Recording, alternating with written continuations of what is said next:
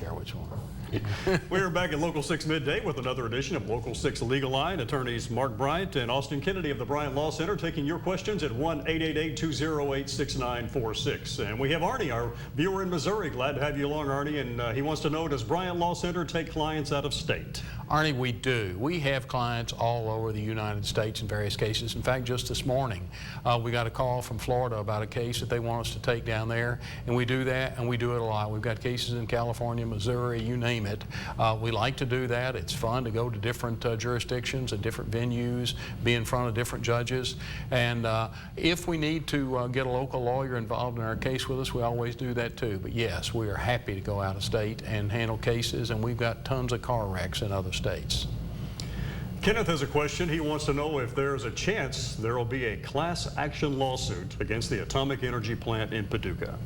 Kenneth, that ship has already sailed, and I did it. And I had to go all the way to the United States Supreme Court, and I took a severe kicking by the U.S. Supreme Court, and the case ended in a loss to me and to our community. But one good thing did come about as a result of that lawsuit, and that was the money that the Congress decided they were going to apportion to give to people whose families lived and got plutonium poisoning at the plant. And so you see it every day. There's been billions of dollars collected, and in my opinion, that would have never happened if I hadn't filed a lawsuit against the federal government. There will not be another class action because it cost so much money, and we lost, and as a result of that, that set up a precedent so that, in my opinion, out here at the AEC plant or USAC, there will not be another class action filed.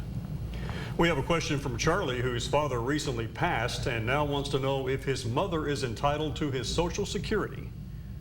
Well, I would say more than likely not. The Social Security is going to be paid to that individual. But again, it's one of those things where you need to contact a lawyer, need to notify the proper parties that your mother's passed so that the Social Security checks aren't being sent directly to her anymore.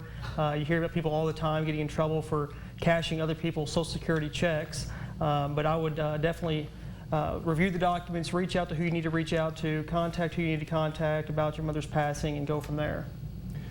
We have a question from Patrice, and I think this is along the lines of criminal defense, that says, after a car wreck, can the police look at my phone records, and could I face criminal charges if they find anything? And it sounds to me like somebody may be texting and driving here. I can't say for sure. Austin, I'll take this one. Okay. Years ago, in fact, I can't believe it was this long ago, I used to be the Commonwealth attorney here in Paducah, so I still keep up with the criminal law, just don't do it very often anymore. But yes, you can be held accountable for what is on your phone. I would not turn it over to a policeman and tell them what the number is to get into your phone, or let them use your finger to touch it so that he can open up the phone, but they can get a search warrant and get the information off of your phone. That's why it is really important when you're driving down the road not to do any texting, because you can be charged criminally with that if they are able to get your phone and open it up and find out the time that you had a wreck, for example, that you were texting. That can also be used in a civil case where lawyers sue you for texting while you were on the phone and what caused your car wreck. So yeah, that can they definitely can cause problems for you as a result of that. We have a question from Melissa, who lives in Section 8 housing and has mold in her apartment. Are there legal steps she can take if the landlord doesn't fix it? Well, she can contact first of all the Section 8 housing department to notify them if there's mold in the apartment. They need to fix that probably immediately. It's not livable.